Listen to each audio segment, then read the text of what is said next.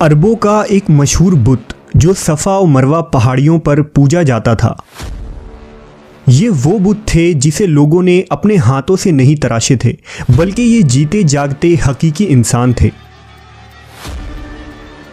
انہوں نے خانہ کعبہ کے اندر ایسا کیا جرم کیا تھا جس کی وجہ سے اللہ نے انہیں ایسا خوفناک عذاب دیا جو آنے والوں کے لیے عبرت کی نشان بن گئی۔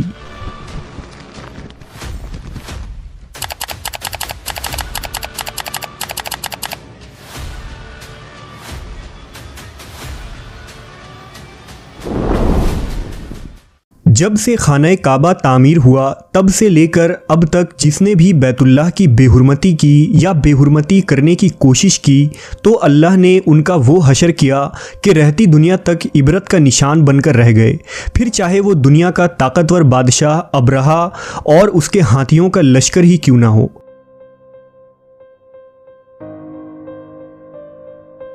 اس کے علاوہ تاریخ میں کئی ایسے واقعات ملتے ہیں کہ جنہوں نے کعبہ شریف کی بے حرمتی کی اور ان کو اللہ نے دردناک عذاب دے کر تباہ کر دیا۔ اس کی ایک مثال اساف و نائلہ ہے۔ اساف بن یالا اور نائلہ بنت زید دراصل قبیلہ بنی جرہم کے ایک مرد و زن تھے۔ نائلہ ایک خوبصورت اور حسین لڑکی تھی جو اپنے قبیلہ میں یمن کے کسی علاقے میں رہا کرتی تھی۔ یہ خوبصورت حسینہ قبیلہ بنی جرہم میں اپنے حسن کی نمائش کیا کرتی تھی۔ وہ فحش لباس پہن کر گھر سے نکلتی تھی اور قبیلہ کے نوجوان اس کے پیچھے پیچھے چلتے تھے۔ ہر کوئی اس سے تعلقات کا خواہش مند تھا۔ انہی لوگوں میں قبیلے کے سردار کا بیٹا بھی شامل تھا جس کا نام اساف بن یالا تھا۔ اساف اور نائلہ آپس میں محبت کر بیٹھے اور یہ محبت بہت ہی جلد خباثت میں بدل گئی۔ انہوں نے آپس میں ناجائز تعلقات قائم کر لیے اور جب کبھی موقع ملتا تو دونوں زنا میں مشغول ہو جاتے۔ اس طرح یہ سلسلہ یوں ہی چلتا رہا۔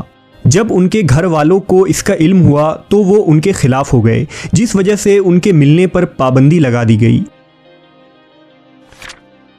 ایک دفعہ کا واقعہ ہے کہ بنی جرہم کا ایک قافلہ حج کرنے کے لیے مکہ کے لیے روانہ ہوا تو یہ دونوں بھی اس قافلے کے ساتھ حج کے لیے چل دیے۔ قافلہ مکہ پہنچا اور یہ حج کے ایام تھے۔ انہی دنوں کا واقعہ ہے کہ ایک روز کعبہ میں لوگوں کی تعداد بہت ہی کم تھی اور آس پاس کوئی بھی موجود نہ تھا، لہذا شیطان نے ان کے دلوں میں وسوسہ ڈالنا شروع کر دیا۔ وہ دونوں خانہ کعبہ میں داخل ہو گئے اور اس تنہائی کے عالم میں زنا کرنے لگے۔ ان کے اس خباثت اور کعبہ کی بے حرمتی پر زمین اور آسمان کانپ اٹھا۔ سمندر کی موجیں جوش مارنے لگی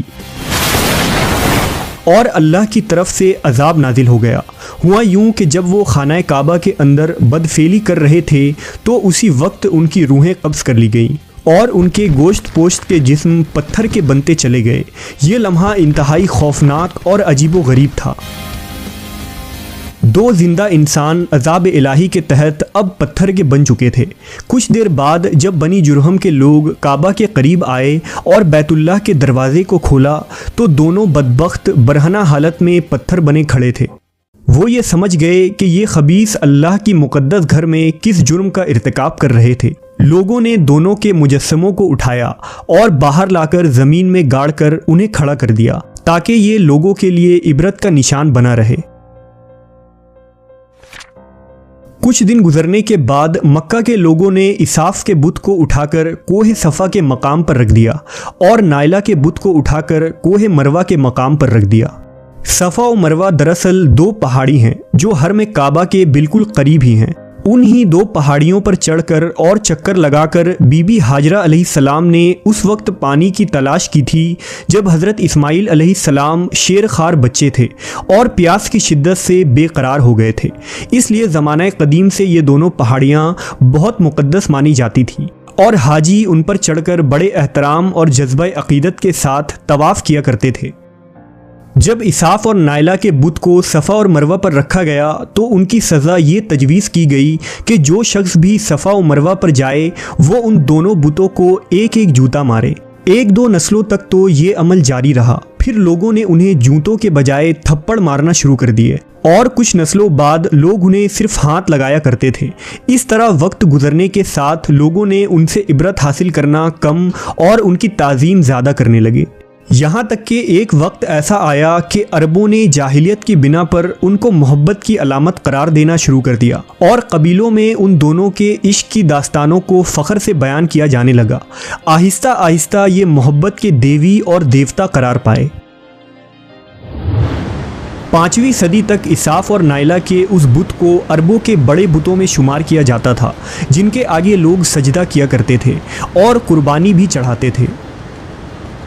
حضرت زید بن حارث رضی اللہ تعالیٰ عنہ بیان کرتے ہیں کہ زمانہ جاہلیت میں جب مشرکین مکہ بیت اللہ کا طواف کرتے تھے تو اساف و نائلہ کے اس بت کو چھوتے تھے۔ میں ایک دفعہ رسول اللہ صلی اللہ علیہ وسلم کے ساتھ بیت اللہ کا طواف کر رہا تھا، لہٰذا جب میں ان بتوں کے پاس سے گزرا تو ان کو چھوا۔ اس پر آپ صلی اللہ علیہ وسلم نے مجھ کو ان بتوں کو چھونے سے منع کیا۔ میں نے اپنے دل میں کہا کہ دیکھوں تو صحیح کہ چھونے سے ہوتا کیا ہے، اس لیے دوبارہ ان کو چھوا۔ آپ صلی اللہ علیہ وسلم نے دوبارہ ذرا سختی سے منع کرتے ہوئے فرمایا، کیا تم کو منع نہیں کیا تھا؟ حضرت زید فرماتے ہیں کہ اللہ کی قسم اس کے بعد کبھی کسی بت کو میں نے ہاتھ نہیں لگایا، اور میں قسم کھا کر کہتا ہوں کہ نبی صلی اللہ علیہ وسلم نے کبھی بھی کسی بت کو نہیں چھوا تھا، یہاں تک کہ اللہ نے آپ کو نبوت عطا فرما دی اور آپ پر وحی نازل ہونے لگی۔ ایک دن رشد و ہدایت کا ایک سورج طلوع ہوا جس سے یہ پورا خطہ جگمگا اٹھا۔ حضور پاک صلی اللہ علیہ وسلم نبوت کے عہدے پر فائز ہوئے۔ آپ صلی اللہ علیہ وسلم نے دعوت و تبلیغ کا کام شروع کیا۔ 10 ہجری میں جب اللہ نے عرب میں دین اسلام کو غالب کیا اور محمد صلی اللہ علیہ وسلم نے مکہ فتح کیا تو آپ فتح کے بعد حرم شریف میں داخل ہوئے اور آپ نے اپنے بھائی حضرت علی کے ساتھ مل کر تمام چھوٹے بڑے بتوں کو توڑ ڈالا۔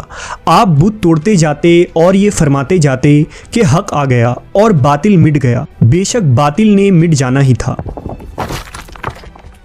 یہاں تک کہ خانہ کعبہ تمام بتوں سے پاک ہو گیا۔ پھر آپ صفا اور مروہ پر تشریف لے گئے اور اساف و نائلہ کے اس بت کو اپنے مقدس ہاتھوں سے توڑ ڈالے۔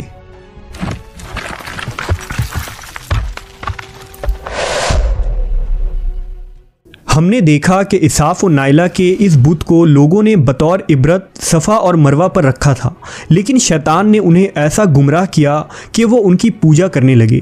صرف یہی نہیں بلکہ زنا جیسے بدترین جرم جسے کعبہ شریف کے اندر کیا گیا تھا، لوگ اس داستان کو فخر کے طور پر بیان کرنے لگے۔ ہونا تو یہ چاہیے تھا کہ ان کے اس بدفعلی پر لعنت کی جاتی، لیکن عربوں نے اس گناہ کو داستان عشق بنا دیا اور اساف و نائلہ کو ایک رول ماڈل کے طور پر پیش کرنے لگے۔ بالکل اسی طرح آج کے اس فتنے بھرے دور میں یہی کچھ حالات نظر آتے ہیں، جہاں اگر کوئی شخص کسی طرح کا سنگین جرم کرے تو لوگ اسے ہیرو کی طرح بطور نمونہ پیش کرتے ہیں۔ فریڈم، آزادی خیال اور لبرلزم کے نام پر ہر طرح کی خباثت اور برائی کو خوبصورت انداز میں پیش کر کے اس کی بھرپور تائید کی جاتی ہے۔